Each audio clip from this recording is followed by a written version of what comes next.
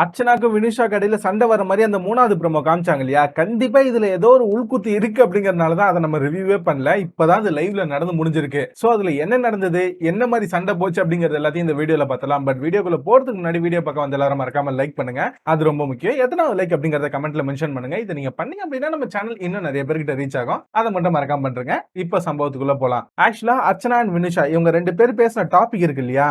இத மட்டும் முழுசா எபிசோட்ல போட்டாங்க அப்படின்னா இது முழுசா அர்ச்சனாக்கு தான் ஃபேவர், நிக்சனுக்கு பயங்கரமான ஆப்பு. ஆனா இத கண்டிப்பா முழுசா எபிசோட்ல போட மாட்டாங்க. அப்படியே அங்கங்க கட் பண்ணி அர்ச்சனா தான் என்னமோ தப்பு பண்ண மாதிரியே எபிசோட்ல ப்ரொஜெக்ட் பண்ணுவாங்க. அது நடக்க தான் போகுது. இருந்தாலும் ரிவ்யூவர்ஸ் நிறைய பேர் இருக்கும் இல்லையா? எதுக்காக இருக்கும்? எல்லாத்தையும் தெளிவா சொல்றதுக்கு தானே. சோ அந்த கான்வர்சேஷன்ல என்ன நடக்குது அப்படின்னா எல்லாரும் சாப்பிட்டு முடிச்சதுக்கு அப்புறம் வினிஷா வந்து முதல்ல அர்ச்சனாவை கூட்டிட்டு போய் தனியா பேசுறாங்க. ஆக்சுவலி இதுக்கு முன்னாடியே அர்ச்சனா வந்து ஒரு இடத்துல சொல்லியிருப்பாங்க, வினிஷாவை எனக்கு முன்னாடியே வெளில நல்லாலாம் தெரியும் அப்படிங்கிற மாதிரி சொல்லியிருந்தாங்க. சோ அதனால இந்த இடத்துல வினிஷா உள்ள வந்த உடனே எனக்கு உன்னெல்லாம் அந்த அளவுக்கு நல்லா தெரியாது அப்படிங்கிற மாதிரி நோஸ் கட் பண்ணிட்டாங்க. சோ அதனால அர்ச்சனா கொஞ்சம் ஃபீலிங்கா தான் இருந்தாங்க. ஆனா சாப்பிட்டு எல்லாம் முடிச்சதுக்கு அப்புறம் வாமா அர்ச்சனா உங்ககிட்ட கொஞ்சம் பேசணும் அப்படிங்கிற மாதிரி வினிஷா தனியா கூட்டிட்டு போய் உட்கார வச்சு தெளிவா சொன்னாங்க. ஆக்சுவலா நீ வீட்டுக்குள்ள வந்த உடனே பிளாஸ்மா டிவில போட்டப்போ நிக்சனை பிடிச்சி கேள்வி கேட்ட பாத்தியா, நான்லாம் ரொம்ப சந்தோஷப்பட்டேன். ஆனா எல்லாத்தையும் கேட்டு முடிச்சுட்டு கடைசியில போயிட்டு அவனை சமாதானமும் படுத்தி விட்டுட்டேன். அப்படிலாம் நீ படுத்தியே இருக்க தேவையில்ல. அந்த டைம்ல விசித்ரா மேம் கேட்டாங்க, அவனை மன்னிப்பெல்லாம் கேட்க வச்சாங்க. நீ வந்து மக்கள் இதை மறந்துருவாங்க அப்படின்னு சொல்லி அவனை சமாதானப்படுத்திட்ட.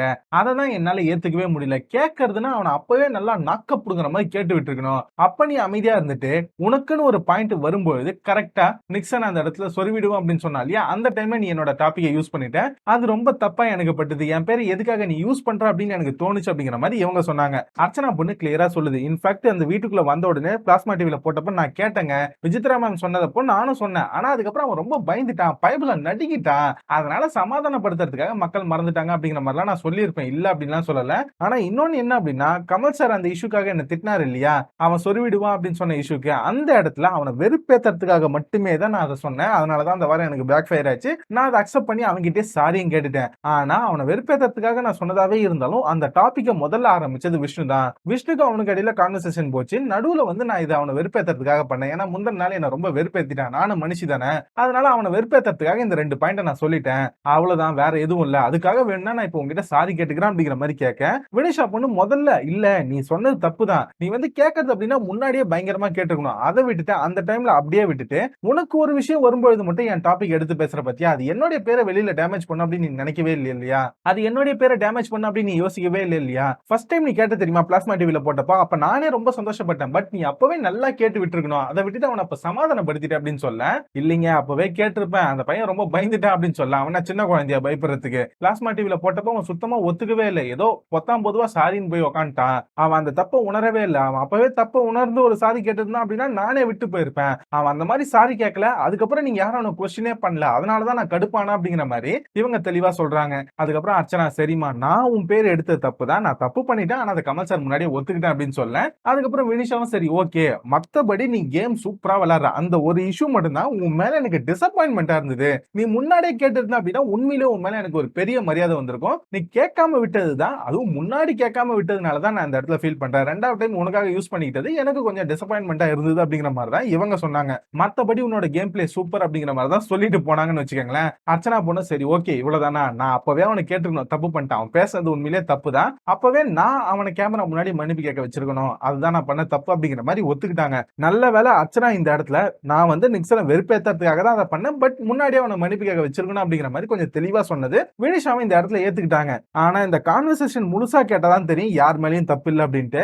ஆனா இது எபிசோட்ல இப்படியே போடுவாங்களா அப்படின்னு கேட்டீங்கன்னா சத்தியமா வாய்ப்பு கிடையாது. வினிஷாக்கு இருக்கக்கூடிய ஒரே கோவம் வீட்டுக்குள்ள வந்த உடனே அவனை கொஸ்டின் பண்ணணும், அதாவது நிக்சனை கொஸ்டின் பண்ணணும் அப்படிங்கறதுல தெளிவா இருக்காங்க. அந்த டைம்ல பிளாஸ்மா டிவில போட்டப்பவே அர்ச்சனா அவனை கொஸ்டின் பண்ணியிருந்தாங்க அப்படின்னா இவங்க அமைதியா இருப்பாங்க. ஆக்சுவலா அர்ச்சனா கொஸ்டின் பண்ணாங்க, அதுக்கப்புறம் நிக்சன் பயந்ததுனால கொஞ்சம் சமாதானமா படுத்தி விட்டாங்கன்னு வச்சுக்கோங்களேன். அதனால அந்த டைம்ல சமாதானப்படுத்தி விட்டாங்க. அதுக்கப்புறம் விஷ்ணு கூட வந்த சண்டையில நிக்சனை வெறுப்பேத்தலாம் அப்படிங்கிற மாதிரி தான் இவங்க லைட்டா பண்ணாங்க. ஆனாலுமே இவங்க அந்த டாபிக் எடுத்ததுனால தான் அன்னைக்கு வந்து கமல் சார் முன்னாடி வினிஷாக்கு நிக்சன் கிட்ட இருந்து மன்னிப்பு கிடைச்சது. இப்ப கூட நிக்சனை நீ உன்னோட டாபிக்காக யூஸ் பண்ணிக்கிட்ட அப்படிங்கிற மாதிரி தான் கேட்டாங்களே தவிர நீ கொஸ்டின் பண்ணது தப்பு அப்படின்லாம் அவங்க சொல்லவே இல்லை. நிக்சன் வந்தான் அப்படின்னா இந்த கேமரா முன்னாடி எல்லாத்தையும் நான் ப்ரூவ் பண்ணி தான் போவோம் அப்படிங்கிற மாதிரி ஒத்த கால்ல நிக்கிறாங்க. சோ நிக்சன் உள்ள வந்தார் அப்படின்னா சம்பவம் இருக்கு, ஆனா அவர் வருவாரா இல்லையா அப்படின்னு தெரியல. அது என்ன அப்படிங்கறத வெயிட் பண்ணி தான் பார்க்கணும். ஆனா இந்த கான்வர்சேஷனை ஃபுல்லா இன்னைக்கு நைட்டு போடுவாங்களா அப்படின்னு கேட்டீங்கன்னா சத்தியமா வாய்ப்பு இல்ல. அர்ச்சனா சாரி சொன்னாங்க இல்லையா, அதை மட்டும் எடிட் பண்ணி அவங்க பக்கம் தப்பு இருக்க மாதிரி தான் அதிகமா ப்ரொஜெக்ட் பண்ணுவாங்க.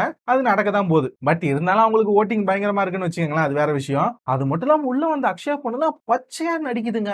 மாயா தான் வேற லெவல். மாயா மேனிபுலேட் பண்ண அப்படின்னு எல்லாரும் சொன்னாங்க அப்படின்னா, மேனிபுலேட் ஆகுற அளவுக்கு அவங்களுக்கு என்ன மூளை இருக்கா அப்படிங்கிற மாரி இவங்க கேக்குறாங்க. ஆக்சுவலி மாயாவோட மேனிபுலேஷன்ல உள்ள போய் விழுந்ததே இவங்க தான். அப்ப இவங்களுக்கு மூளை இருக்கா இல்லையா அப்படின்னு மக்கள் கேட்டா என்ன ஆகுறது? மாயா தான் இந்த கேமையே மாத்தி அமைச்சாங்களாம். அந்த அளவுக்கு ஒரு சிறப்பான பிளேயராம். அந்த அளவுக்கு என்டர்டெயின்மென்ட் பண்ணாங்களாம். இப்படி எல்லாம் வாய் கூசாம போய் சொல்றாங்க. இதெல்லாம் எங்க போய் முடிய போகுது அப்படின்னு தெரியல. அனன்யா சொல்லவே தேவையில்ல. முழு சொம்பாவே மாறிட்டாங்க. மாயா ஸ்குவாட் ஃபுல்லா உள்ள வராங்க அப்படிங்கிறது தினேஷ், விஷ்ணு, மணி 3 பேருக்குமே புரிஞ்சிருச்சு. வினிஷா வந்தது தான் அவங்களுக்கு லைட்டா ஆறுதலா இருக்குன்னு வச்சுக்கோங்களேன். ஆனா மாயா ஸ்குவாட் கொஞ்சம் கொஞ்சமா உள்ள வந்தது அப்படின்னா இவங்கள டார்கெட் பண்ணுவாங்க அப்படிங்கிறது விஷ்ணுவுக்கு கிளியராவே புரியுது. இன்ஃபேக்ட் உள்ள வந்த அக்ஷயா கூட நான் வெளில போனதுக்கு நீதான்டா காரணம் அப்படிங்கிற மாதிரி அந்த பக்கம் எல்லார்கிட்டயும் சொல்லிட்டு இருக்காங்க. மக்கள் தான் ஆட்களை எலிமினேட் பண்றாங்க அப்படிங்கிறது இவங்களுக்கு புரியுதா இல்லையா அப்படின்னு தெரியல. ஒரு ஆள் நாமினேட் பண்ணாலே இவங்க வெளில போயிடுவாங்க அப்படின்னா மாயாலாம் எப்போ போயிருக்கணும். கமல் சார் காப்பாத்தி காப்பாத்தி உள்ள உட்கார வைக்கல. மாயாவோட ஸ்குவாட் இன்னும் திருந்துற மாதிரிலாம் தெரியல. வெளில இருந்து உள்ள வந்தாலும் வன்மத்தை கக்குவாங்க. பட் இதுவும் ஒரு வகையில அர்ச்சனாக்கு நல்லதுதான்னு வச்சுக்கோங்களேன். எல்லாரும் சேர்ந்து ஒரு ஆளை டார்கெட் பண்ணா ஈஸியாவே மக்களுக்கு அவங்கள தான் பிடிக்கும். அதனால ஈஸியாவே அவங்களுக்கு ஓட்டு அதிகமா தான் விழும். ஆல்ரெடி அவங்களுக்கான ஓட்டிங் பயங்கரமா போயிட்டு இருக்கு. ஆனா ஓட்டிங் படி ரிசல்ட் இருக்குமா அப்படிங்கறதெல்லாம் நமக்கு தெரியல. வெயிட் பண்ணி தான் பார்க்கணும். சோ இந்த கான்வர்சேஷன் பத்தின உங்களோட ஒப்பீனியன் என்ன அப்படிங்கறத மறக்காம கமெண்ட்ல போடுங்க. லைவ் எல்லாம் போய் பாத்தீங்க அப்படின்னா அங்கங்க உட்காந்து வன்மத்தை கக்கிட்டு இருக்காங்க. விஷ்ணு, மணி, தினேஷ் இவங்க 3 பேர் தான் ஒளிஞ்சு ஒளிஞ்சு உட்காந்து அங்க இங்க காமெடி பண்ணிட்டு இருக்காங்கன்னு வச்சுக்கோங்களேன். மத்த எல்லாருமே ஃபுல்லா வன்மத்தை கக்குறாங்க. நம்ம அண்டா தூக்கி பத்தி சொல்லவே தேவையில்ல. அதாவது நம்ம விஜய் வர்மா அவரு மாயாக்கு இந்த இடத்துல நான் காலடி நாய் செல்வி அப்படிங்கிற லெவலுக்கு தான் வேலை பார்த்துக்கிட்டு இருக்காப்ல. சோ எல்லாம் எங்க போய் முடிய போகுது அப்படின்னு தெரியல. இதுதான் இந்த கான்வர்சேஷன்ல ஃபுல்லா நடந்த விஷயங்கள் எல்லாத்தையும் சொல்லிட்டேன் அப்படின்னு நம்புறேன். சோ இது வரைக்கும் வீடியோ பாத்துருக்கீங்க அப்படின்னா கண்டிப்பா உங்களுக்கு வீடியோ பிடிக்கும் அப்படின்னு நம்புறேன். போற பக்கத்துல ஒரு லைக் போட்டு எத்தனை லைக் அப்படிங்கறத மட்டும் கமெண்ட்ல மென்ஷன் பண்ணுங்க. இதை நீங்க பண்ணீங்க அப்படின்னா நம்ம சேனல் இன்னும் நிறைய பேருக்கு ரீச் ஆகும். சோ இதை பண்ணுவீங்க அப்படின்னு நம்பி இப்ப வீடியோ முடிச்சுக்கிறேன். நான் அடுத்த வீடியோல உங்க எல்லாரையும் பண்றேன். Until then, bye bye. Thank you guys.